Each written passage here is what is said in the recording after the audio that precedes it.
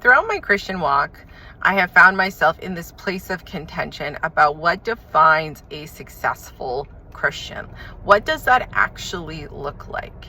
And if you're not careful and you've seen a lot of the prosperity teaching and the people who are ultimately influenced by it, you will measure success with God as the success with man. That will become synonymous one another. And that's part of the danger of that teaching, is it makes you think that if you are accepted and loved by man, if you have the things of this world, in fact, if you are so highly esteemed that everybody loves you, you are very likely doing the will of God. In fact, God has blessed you immensely.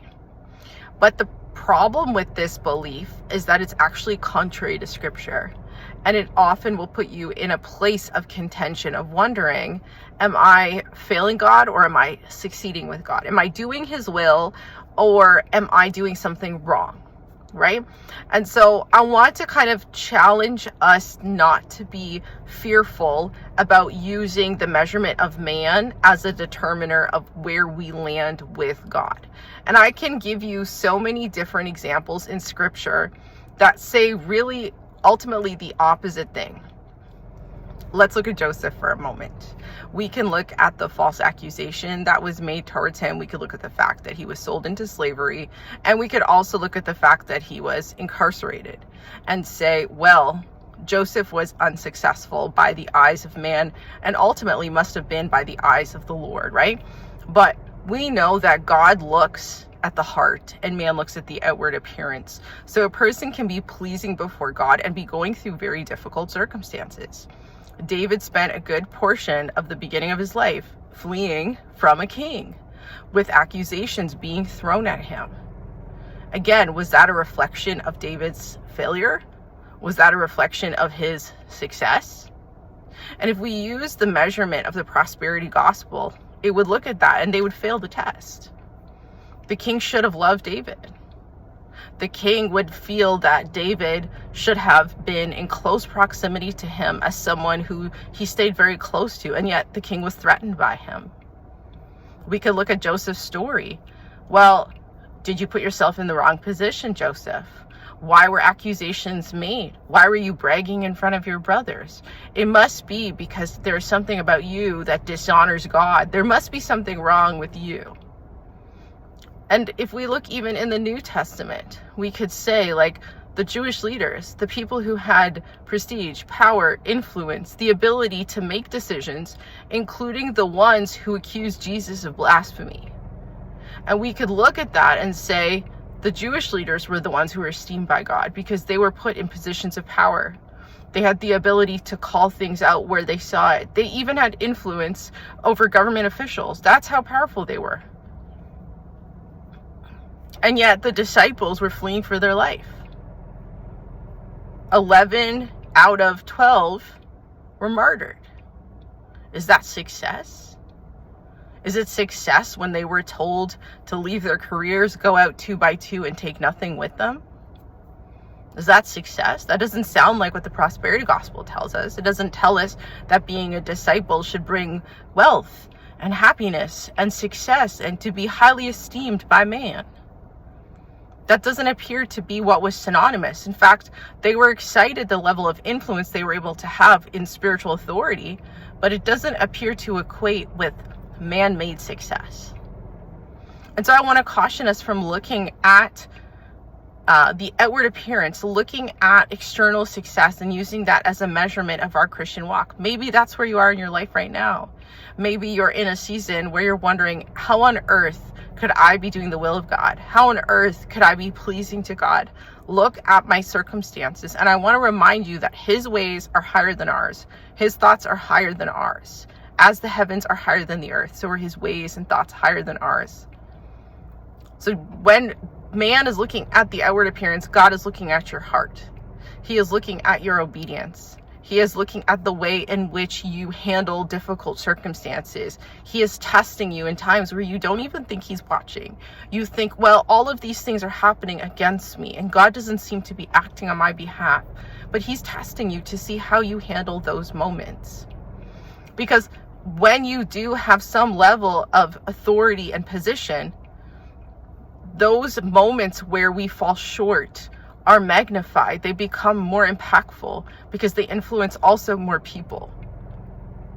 And I don't want to sell this message to you like you're going through difficult time, thus there's going to be a day where your name is going to be in lights. Maybe that's not the case. Maybe you'll be a person that no one knows their name. Maybe you'll be someone who is behind the scenes. Why is success before God always synonymous with fame and power and money and being loved? That's not what the Bible shows us. The Bible tells us not to store up riches for ourselves on earth, but in heaven. It tells us that if we love money, then we must not be able to serve God, because you can't love both. It says that if you love the things of this world, the love of the Father is not in you. It says, woe to you if all men speak well of you. The most influential man that came to this earth had 12 disciples, and he spent a good point of his 3 years in ministry avoiding death, being slandered, and then ultimately being crucified. In the eyes of man, that is not success. But in the eyes of God, it was. And so we have to be very careful about using external appearance and using the things that man uses as a form of measurement to say, well, this must be what success looks like. Isn't it better that we be known? Like, what does it profit a man to gain the whole world and lose his soul? What does it profit us if we have all of these riches on earth and we forsake the God that we serve?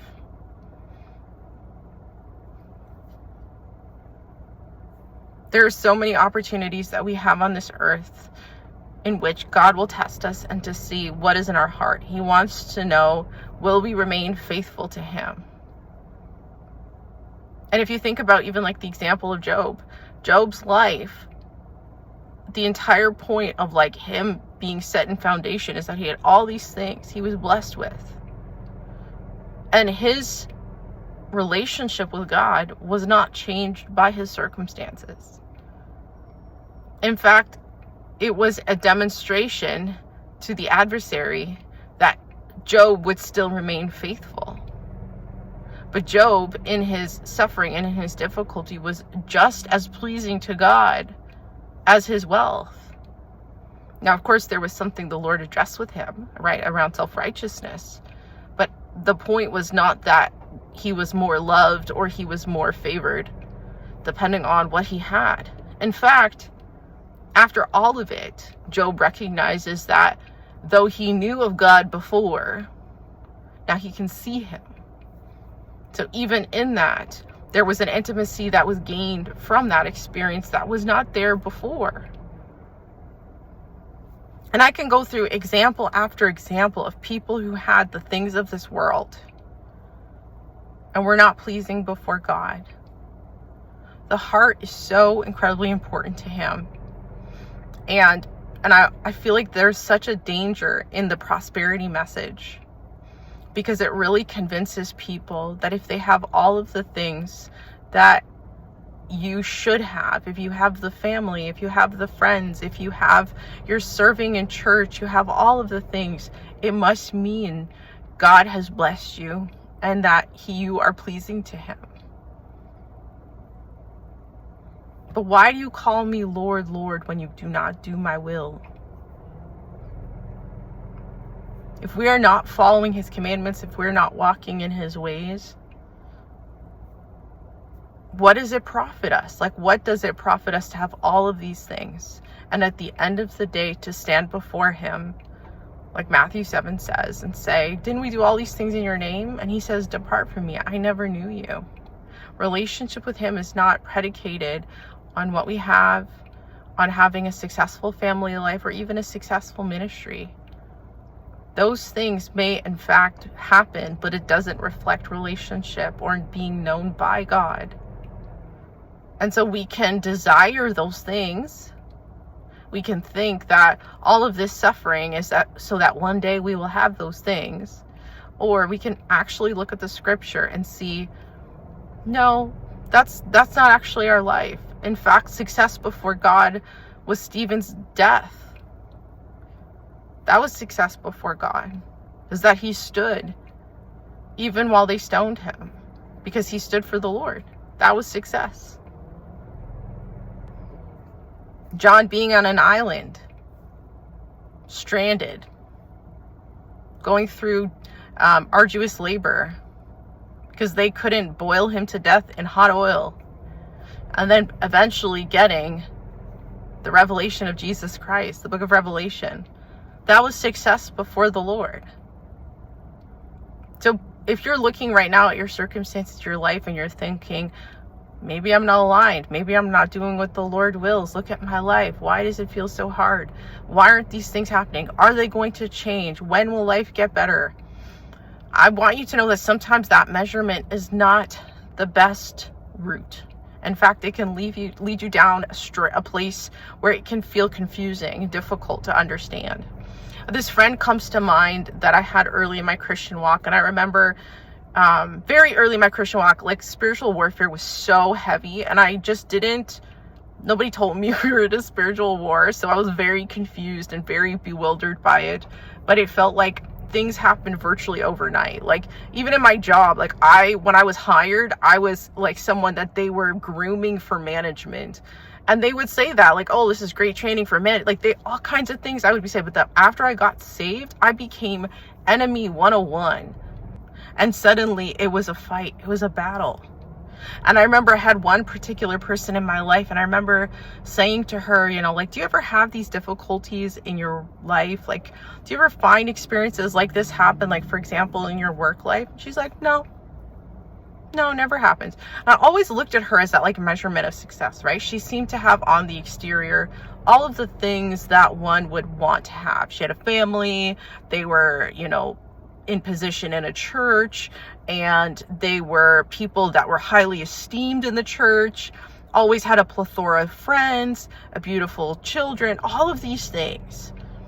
And with time, I started to see just the cracks in that, and the compromise that was required. And it really came very full circle for me one day when she was saying she'd agreed to wear, like, some kind of LGBTQ plus shirt to support some kind of initiative. And it finally dawned on me, is like, here I was looking at this person thinking, look at all of the success she had amounted in her life, but it was built on the back of compromise and silence. And so certainly, if you want to stay silent, if you want to give your voice as a cost, absolutely. I'm sure you will see the success that comes from that. But that was a very formative moment for me, because I finally realized we are not walking the same, because my voice was not for sale. And if I felt the Lord prompted me to say something, I would. And that is not the desirable quality on this earth. On this earth, it is the fake it till you make it. It is the hold your peace, cut them off, right? It is talking about people behind their back. Those are the kind of approaches the world would advocate, right? Is to complain about people privately and never address things directly. It's holding resentment in your heart towards others. It is bad-mouthing them. It's gatekeeping them from opportunities. That's the way of the world. But the way of God is that we bring things to light. And so again, please do not look at the external world as the measurement of our success as Christians. Maybe no one will know your name. Maybe you will not get to work in the job that you love. Maybe you'll never be a millionaire. Maybe you will not have all these people screaming your name and thinking you're the best thing since sliced bread. And yet, our desire is to please an audience of one. Thanks for watching.